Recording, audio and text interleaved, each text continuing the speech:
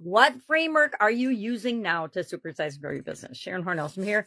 I didn't feel like sharing a strategy today. Lots going on in the world. And I was like busy all day yesterday. I had to go to the heart doctor, had to go and do some things with my sisters and my mom and hang out with my amazing granddaughter. So it just got away from me. And I sat last night and I'm like, I looked at my list. I'm like, I don't even want to talk about any of these things. So and I like to touch base every once in a while and say, okay, how's it going? What's working? What's not working for you? So my question is, what framework, meaning process or strategies, and you get extra points if it's documented. Actually, you only get points if it's documented because that means you are using it to build and grow and supersize your business. How do you analyze and pick strategies that are right for you? That's part of the process. But overall, we've used a process in my business and in all of my businesses and the businesses I work with called the SOAP framework. And this one we use for dealing with challenges and setbacks, obstacles, roadblocks, things like that. And it just stands for story, options, action, and progress. Why? Because those are the 4 steps, sometimes 5, we want to look at when we're determining or making a decision about anything in our business. What's the current situation? I like to start with what's the desired situation? What do we really want to have happen? Then I like to look at, all right, what's the current situation or story? What's going on right now? Then we brainstorm options to start filling the gap between where we are and where we want to be. Then after we've got at least 10 or more options brainstormed that we can start looking at, excuse my throat, we analyze those alternatives and we pick one to take action on like immediately. We don't plan for the next 4 weeks. We say, okay, what is something we can do today to begin to fill this gap? And then the 4th step of the process is to check, did it work? Did it not work? Do we know? How are we going to measure it?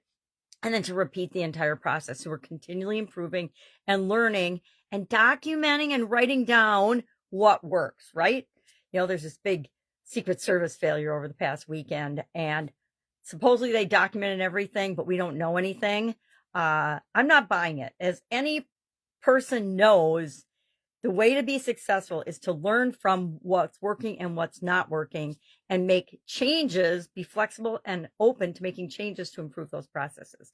Now, the process we're actually using and testing throughout this entire year for my personal groups and coaching clients and businesses is the growing process. And I know you can't see this and it's hidden behind my snarky sign, but I love that snarky sign because it's true. We are never going to be for everyone. Why would we want our businesses to be for everyone? We actually don't. We only want to work with the people that we're here for and we're here to serve.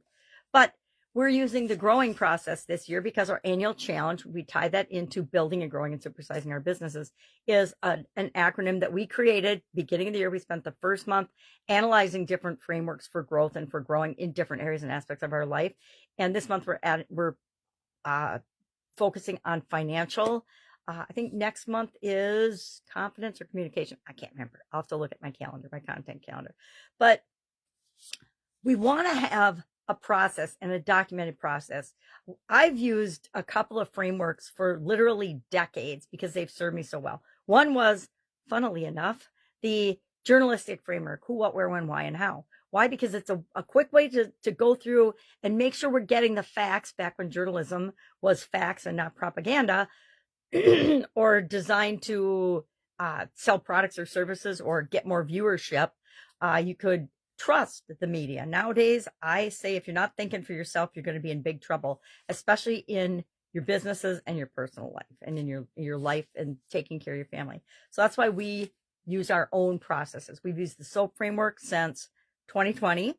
And we've used, last year we had a goals process because it was the annual challenge to get our goals in different areas and aspects of our life. And this year we're using the growing framework. And again, if you look up SOAP framework online, you're going to get like 1,000 different acronyms for SOAP, but this is ours. So share in the comments below. Do you have a process for analyzing different strategies and deciding if you're going to implement them in your business or not? If you want to hear about ours, I'll share that tomorrow. Just let me know in the comments below. Otherwise, have a fantastic day, and I will, of course, be with you tomorrow.